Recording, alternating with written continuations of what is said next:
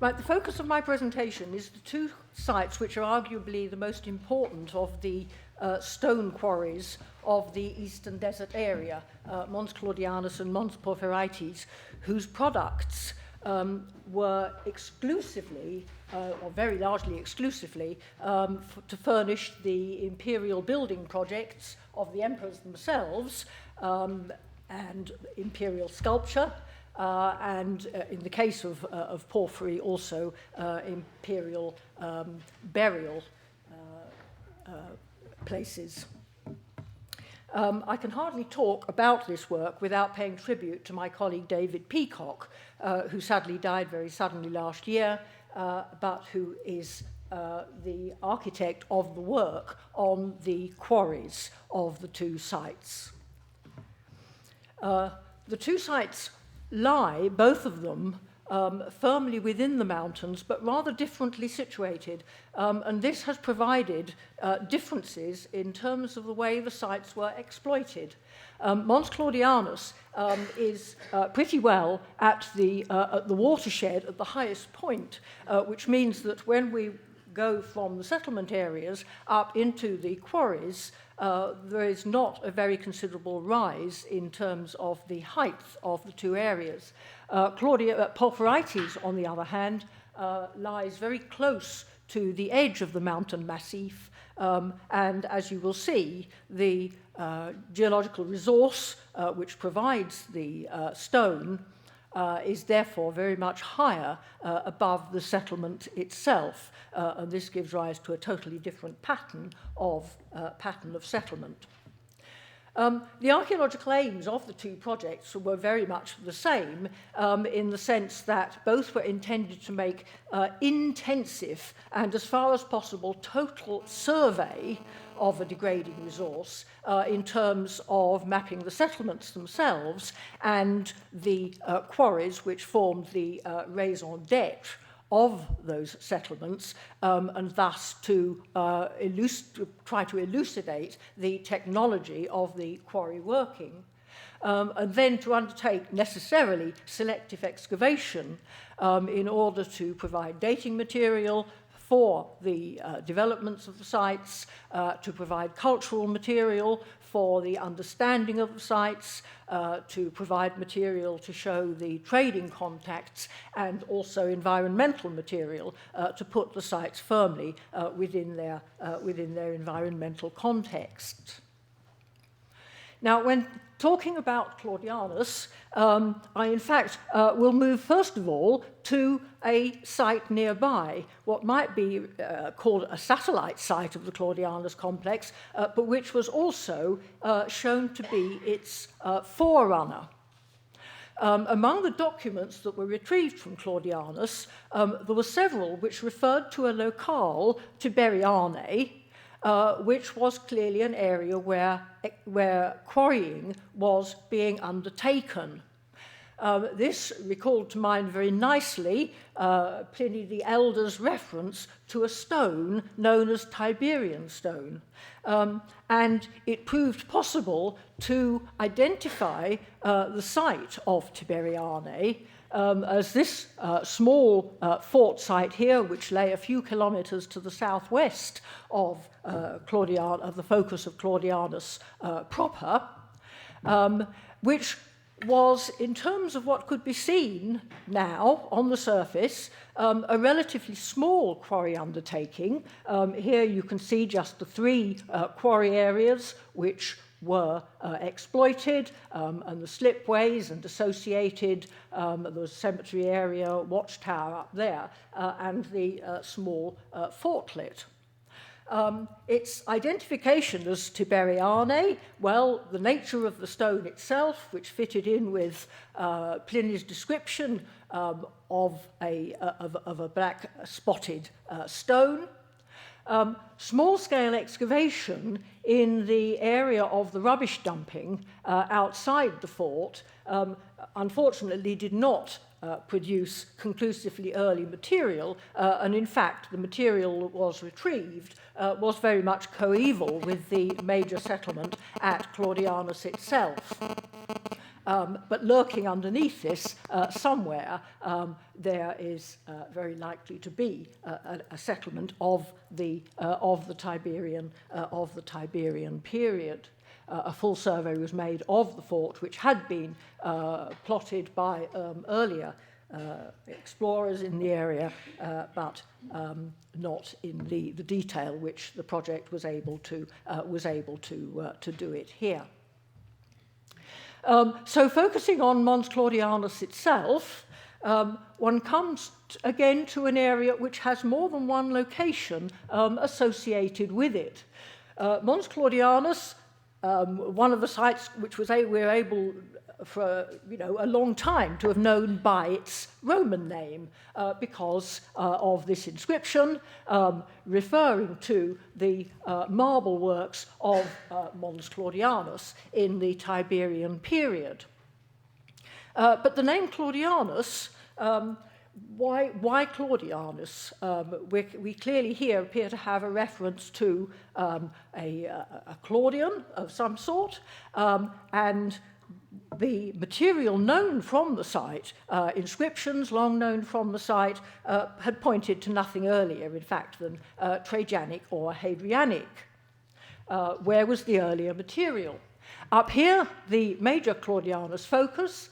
Down here, a satellite site known as the Hydruma, but which on excavation proved in fact not just to be a satellite but to be the forerunner of the Claudianus site proper. Here a plan produced of the remains which shows a small fortlet here with an associated cistern, the type that we've seen in previous presentations. A less regular settlement along a small wadi here, and a large, fairly high-status dwelling up on the hillside to the north. The fortlet itself, with a central corridor and rooms off it on either side, in terms of its layout, it is very, very reminiscent of the earlier site at Semna, in the Wadi Wickala leading into Semna, where we have an inscription of AD 11, the earliest evidence for the exploitation of the hardstone quarries in this area of the Eastern Desert. It was just, as it were, a slightly larger version of it. Excavation was focused on rubbish dumping around the area of the fortlet, and it produced what was to be the very earliest material from the whole of the Claudianus complex. The only Neronian ostracon that we had, and a couple of Neronian coins from this trench down here. Now, a couple may not sound very many, but there are only 3 Neronian coins from the whole of the excavations, which in terms of the area that was investigated in the main complex was fairly extensive. So it does look as though here we have an earlier strand, Tiberius Claudius Nero. Is this perhaps how far back one can trace the development of the site here? So Tiberian Barud coming a little bit further north, a Neronian focus here, and then perhaps our major Claudianus complex developing slightly later. Magnetic susceptibility studies on the stone itself, and I focus here particularly on the stone from the Neronian site of the Domus Transitoria, which has the advantage that since it was destroyed within the Neronian period, doesn't have any later intrusive material within it. If you look at the distribution of the quarries which produced material for the Domus Transitoria, which are the larger of the spots here, you'll see that one of them is by the Hydruma, but the others are over in what was to be the major quarry field over here. So it's hardly surprising that development moves into the area the well-known site at Claudianus, where we have a fort, one of the larger ones, in the eastern desert area. Next door, granaries, animal lines, a large well, a temple, and what I'll call a mansio out to the north, and around it very extensive areas of rubbish dumping, which were so very, very prolific in most materials, notably ostraca. I think somewhere between 9,000 and 10,000 ostraca were retrieved from the excavations on the site as a whole. Here a composite plan of Claudianus showing not just what was always visible on the surface, but areas of hitherto unsuspected structures which underlay the extant buildings and had been buried below the later rubbish dumping. Excavations were focused on a variety of areas to get a representative sample around the site, to sample particularly the areas of major rubbish dumping. Work started down here, where it was clear that damage was being done to the rubbish dumping. There was a small area of excavation up here, which doesn't appear on this plan, in fact, where we were looking at the relationship between the main enclosure and the annex area off to the north, and a trench in the well area, in the hope that water supply would be absolutely essential, and therefore one would get the early strand of evidence coming out from the area of the well. The gate excavations helped to clarify the development of the gate with the familiar projecting towers, later strengthened, and later still the gateway part blocked and a clavicular constructed part way across the entrance. And it was the gate excavations which produced both the earliest and the latest strand of material from the main Claudianus focus. The earliest being this Domitianic inscription, found in fragments, which was possible thanks to having the crucial bit of dating evidence here to put a firm date on and to provide a date in the Domitianic period, and that is the earliest that we get any sniff of occupation on the main Claudianus complex. And then at the other end of the occupation, this very fine ostracon, written in red ink rather than the characteristic black, and clearly written, shaped so that it would be seen, and is a dedication which dates to the period of Severus Alexander. And that basically took us to the latest period of occupation. There were a couple of coins, but only in the rubble from the decaying buildings, which take us a little bit later. But essentially, it became apparent that the Claudianus complex did not survive the troubles of the middle and later part of the 3rd century AD.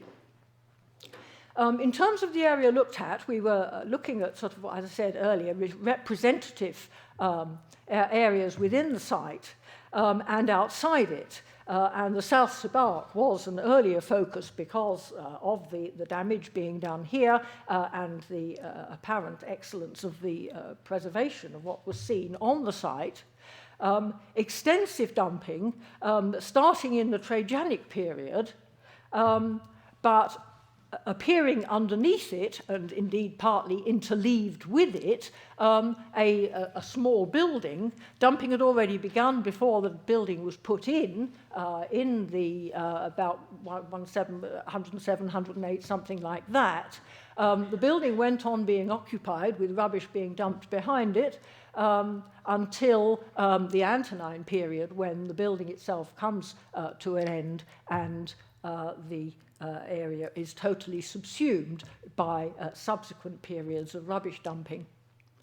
In terms of distinctive buildings within the interior, Most of the rooms were sadly rather undiagnostic, but a couple of foci here in the corner of the annex and the corner of the main fort.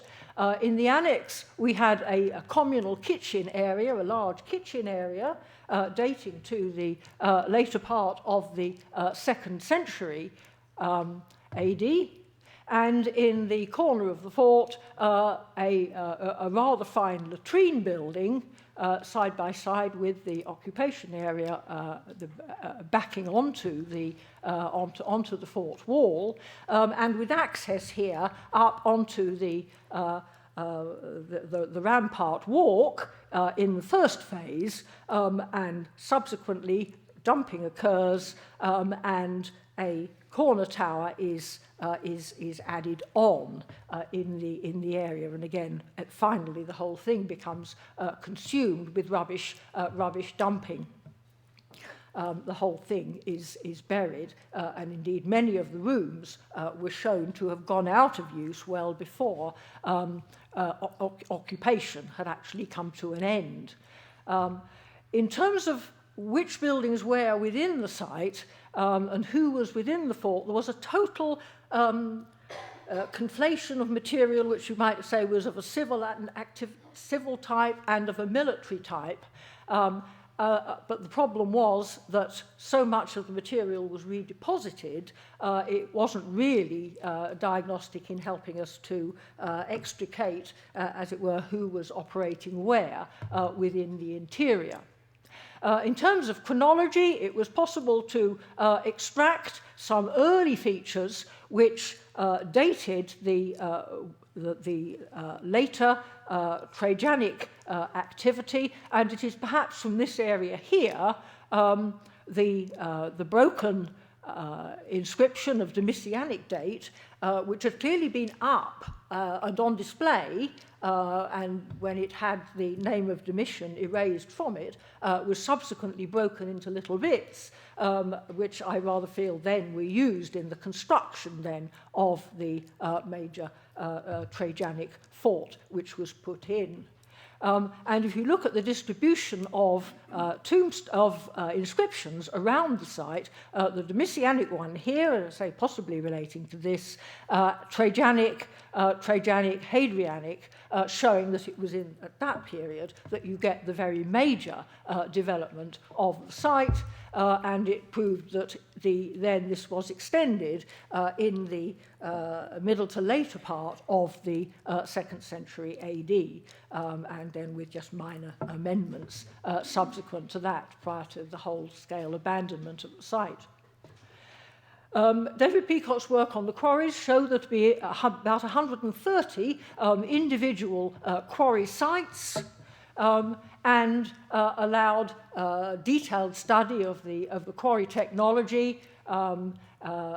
Is the inscriptions there, which we're going to hear a little bit more about later this afternoon, and the technology of the smithing, so essential to the running of the quarries. In terms of quarry products, par excellence, Claudianus provided columns, and it is probably this fact which lies behind the enormous success of the Claudianus complex compared with its forerunners at Semna, at Barud, to the south. It was able to provide the materials for imperial building projects, as well as the occasional bath, one spoken on site and one now in the Vatican Museum. And if one looks at the datable context in which Claudianus material is found, we're starting with the Neronian period, coming right through to the Caracallan, the construction of Caracallan's baths, which fits in nicely with the Severan activity attested on the site. I put Diocletian's baths in blue because we're probably there talking about the use of spolia, because by that time, the site had pretty certainly come to an end. in that it differed very much from its northern compatriot, Mons Porphyrites, where you have occupation going on right through into the 5th century. And the essential difference between the two sites, which perhaps explains why one went out of use and one continued in use, was the particularly distinctive nature of the product that comes out of the porphyry quarries. Although there is dark material, there is also the superb imperial purple porphyry. For which there was a continuing demand right through the Roman and into the Byzantine period. The Porphyrites settlement, as I mentioned earlier, on the edge of the mountain massif, tucked away within this massif and extending over a much more extensive area. I mark in here from one access there, which was the only access for wheeled traffic, a foot exit which could be made over through a col over the mountain massif here, and then one of the first sets of animal lines to help take the materials down to the Nile.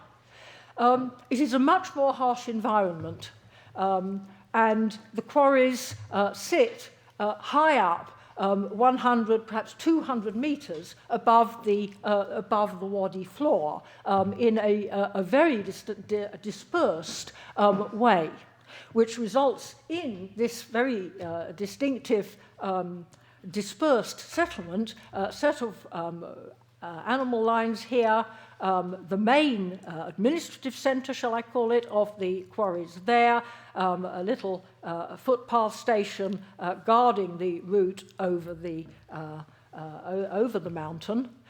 Each of the red circles marks where there were quarries, and each quarry had its own accompanying village, because the effort of going right from the centre up to the quarries clearly was not justified. It was easier to have your settlement in association with your quarries. If you look at the trend of the evidence just of the inscriptions here from the site, you'll see there is a trend that has the earliest material out to the northern part of the site and your latest material down in the south. And investigation proved that very much to be the case. The main administrative centre of the site at the Porphyrites fort proper, where you have the fort on the slope just out of the wadi floor to prevent flooding, a temple site to the south of it, another temple out here, settlement in association with it, and the quarry sites high up on the mountainside above the settlement. Here seen in plan. In terms of numbers of quarries, Porphyrites does not rival the 130 at Claudianus, but the quarry areas themselves are considerably more extensive. What's happened to that? The areas that were excavated here were relatively modest, because the logistical problems were ones that we faced, and one could only bring in fairly small numbers to the site to work here. Also, the interior of the fort was very, very badly tumbled, totally subsumed with stone. So focus on getting cultural material from the rubbish dumps. Very interesting collection of ostraca here, the so-called bread archive, talking about the supply of bread to the quarry workers. And then some attempt to elucidate the development of the site, which looked as if it ought to have an earlier phase, i.e. an extension has been put on its east side, and indeed so excavation showed that we had started off with a smaller settlement and developed into a larger one. However, excavation also showed that there is nothing here at the main focus, which is earlier than the Messianic. A well in the wadi bed down below, with its enigmatic semicircle of piers here, was surveyed and reinterpreted as being the site of a sakia. The well was not central, as it was normally assumed to be. It was off to the side, providing the water, which then was pumped up here, and that helped to explain the presence on site of fragments of sakia pots.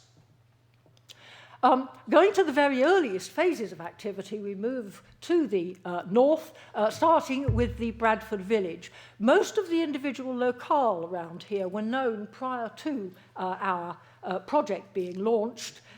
These two are new, and both of them were, in fact, discovered by Nick Bradford, after whom the Bradford Quarry has been named. Here you can see a slipway leading up towards a village, and associated with it a couple of quarries. General view of the hamlet, really, rather than a village. It never developed very, very large, and among the buildings there was one particularly distinctive one here, which is the one rectangular one with the niche, and famously the foundation inscription for the site, a small stele, a dedication to Pan, recording the discovery of the quarries of porphyry stone and connectites, that we don't know really what that is, and black porphyry, a tautological description which clearly was of Roman origin, and not just what we call it nowadays, and establishing a Tiberian date for the first activity at the site. The northwestern, I should say, the village produced the earliest pottery that we had from the site, including some very nice groups of pottery which had basically been left in situ when the site was abandoned. The small-scale quarries up the hill from the village were never exploited to a large extent. This was where it was discovered, but from there movement went on. And although both black and purple porphyry came from here, it was never developed to any large extent. The larger extended quarries are in this area over here. And again, starting at the so-called foot village, which was named after the discovery of a large stone foot outside here, that again I suspect is a temple site. Again, a small settlement, and again the quarry area itself. It was tested out, clearly not found to be of the best, and the best focus was shown to be over here, and movement, therefore, of the settlement to the northwest village, which is sculpted into the hillside, part way up the mountainside. It's sculpted in and built up, making use of the maximum space you can get out of the contours. And a reconstruction there showing a torrent coming down through the middle of the site. And it was from that, in the earlier part of the 20th century, that there was retrieved this dedication, the previously earliest known piece of evidence from the site, set up by Apollonius, son of Longinus, in the year 16. We're not told which emperor, but if we move to the Hammamet quarries to the south, we have Apollonius, son of Longinus, 14th year of Tiberius Caesar, and in both cases they spell the month wrongly in exactly the same way. The material at the northwest quarries village was not quite as early as the material from the foot village, but from the Bradford village, but was of an early phase. It was earlier, 1st century, but then in the case of the northwest village, taking us right through to the certainly the 3rd and into the 4th century. Here you can see the areas of the ramps and the roads leading up to the quarries, which are on the top of the mountain, about 150 metres above the village itself. The quarries are precipitous. They are very different from the quarries at Claudianus. They had a rather simpler method of extracting material and in some cases allowing it, as it were, to fall partway down the hillside until it was then picked up, worked, and moved down the ramps, which were sculpted into the hillside. And here you're right up on the top of the watershed view, looking down into the next wadi to the north. Here, two of the products from the site, which again included pillars, not quite at the scale of the Claudianus pillars, but nevertheless fairly substantial. Latest of the settlements in terms of the activity areas were the Lycabettus quarry and villages, here with the ramp leading up, a cairned ramp leading you all the way up to the quarries at the top, which again were very extensively exploited and produced dating material, which takes through into the 4th century, 6 from very, very small-scale excavations within the village, 5 coins of Constantine and Constantius, another one from the bottom of the hill, and the quarries up behind. And it's from these quarries that late imperial material is coming. These pillars from the Constantine's Lateran baptistry and these sarcophagi from Constantinople, which are going on in use into about 450. So we clearly have exploitation of this unique coloured stone continuing into the late period, a Trajanic Dacian statue from Rome and a Diocletianic imperial statue from Constantinople, providing the two sides of it, the export to the imperial capital at Rome and then the export to the imperial capital of Constantinople, to take us right through the use of this site.